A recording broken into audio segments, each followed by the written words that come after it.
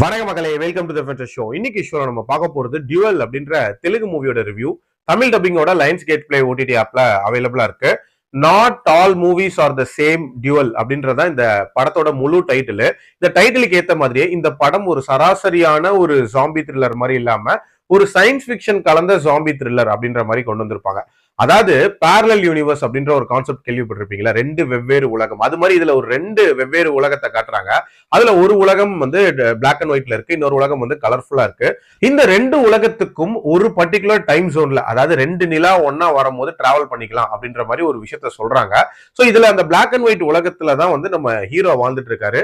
And தன்னோட மனைவியோட வாழ்ந்துட்டு இருக்காரு. இவங்களுக்கு குழந்தை இல்ல. திடீர்னு ஒரு நாள் இவர் பிஷிங் போகும்போது இவருக்கு வந்து 30 கோடி ரூபாய் பணம் வந்து கிடைக்குது. அதை வச்சு என்ன பண்ணலாம் அப்படின்ற மாதிரி பிளான் போட்டுட்டு இருக்காங்க. ஒரு குழந்தையை தத்தெடுக்கலாம் அப்படின்ற மாதிரி யோசிச்சு வச்சிருப்பாங்க. திடீர்னு ஒரு எதிர்பாராத சம்பவம் நடக்குது.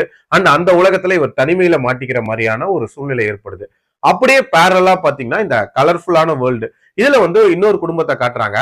அதுல வந்து ஒரு அப்பா அம்மா அண்ட் 2 பிள்ளைகள் இருக்காங்க. அந்த உலகத்துல பாத்தீங்கன்னா ஜாம்பி அட்டாக் அப்படின்றது நடந்துட்டு இருக்கு. சோ அந்த அட்டாக் இவங்க வீட்லயுமே வந்து நடந்துருது. அந்த அப்பா வந்து இதனால இன்ஃபெக்ட் ஆகப்படுறாரு. அண்ட் அந்த அம்மாவும் 2 பசங்களும் வந்து தனிமையில அங்க போராடிட்டு இருப்பாங்க. சோ இப்ப இந்த 2 உலகத்தை சேர்ந்தவங்களும் ஒரு பர்டிகுலர் சிச்சுவேஷன்ல மீட் பண்ணிக்கிறாங்க. அது என்ன மாதிரியான சிச்சுவேஷன், அதுக்கப்புறம் என்ன மாதிரியான சம்பவங்கள் நடக்குது, டுவர்ட்ஸ் எண்ட் என்ன ஆகுது அப்படின்றத அந்த படத்தோட கதை. ஐடியாவா அந்த parallel universe with zombie attack அப்படின்றது ஒரு இன்ட்ரெஸ்டிங்கான ஒரு விஷயம் தான். அதுல அந்த டார்க்கான வேர்ல்டு இருக்குல்ல, பிளாக் அண்ட் ஒயிட் வேர்ல்டு, அதுல நடக்கக்கூடிய சம்பவங்கள் அப்படின்றது ஓரளவுக்கு நீட்டாவே இருந்துச்சு. அதாவது ஹீரோவோட லைஃப், அதுல என்ன மாதிரியான பிரச்சனைகள் இருக்கு அண்ட் அவருக்கு என்ன மாதிரியான சிக்கல் வருது அப்படின்றதெல்லாம் ஓரளவுக்கு நீட்டா காட்டியிருப்பாங்க.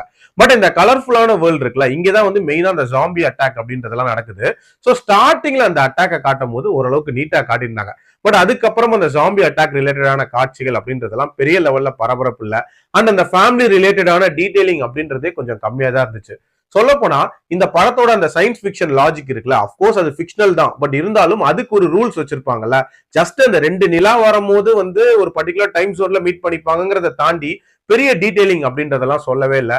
அண்ட் அந்த ஜாம்பிஸ் எதனால உருவானாங்க அப்படின்றத பத்தியும் பெருசா சொல்லவே இல்லை அப்படின்னே சொல்லலாம். ஒரு வேர்ல்டு வந்து சேஃப், இன்னொரு வேர்ல்டு சேஃப் இல்ல அப்படின்ற ஒரு விஷயம் புரியுது. அண்ட் கடைசியில கிளைமேக்ஸ் வந்து டு பி கண்டினியூட் மாதிரி ஒரு வித்தியாசமான வேலை கொண்டு வந்திருப்பாங்க. பட் மிச்சம் இருக்கிறதெல்லாம் நம்ம செகண்ட் பார்ட்டை பார்த்து தான் தெரிஞ்சுக்கணுமா அப்படின்ற ஒரு கேள்வியும் எழுது. அண்ட் 1.5 மணி நேரத்துல ரொம்ப கிறிஸ்பா பார்க்கக்கூடிய ஒரு படம் தான். பட் என்னதான் ஐடியாவா டிஃப்ரெண்டா இருந்தாலும் அண்ட் டீடைலிங் அண்ட் இன்னுமே கொஞ்சம் எக்ஸிகியூஷன் அப்படின்றது பெட்டரா இருந்திருக்கலாம். ஓவரால் என்னோட ரேட்டிங் இந்த படத்துக்கு 2.6 out of 5. டைம் இருந்தா ட்ரை பண்ணி பாருங்க. அடல் கண்டென்ட்லாம் பெருசா இல்ல. மீண்டும் அடுத்த விமர்சனத்தில் சந்திக்கிறேன். நன்றி, வணக்கம்.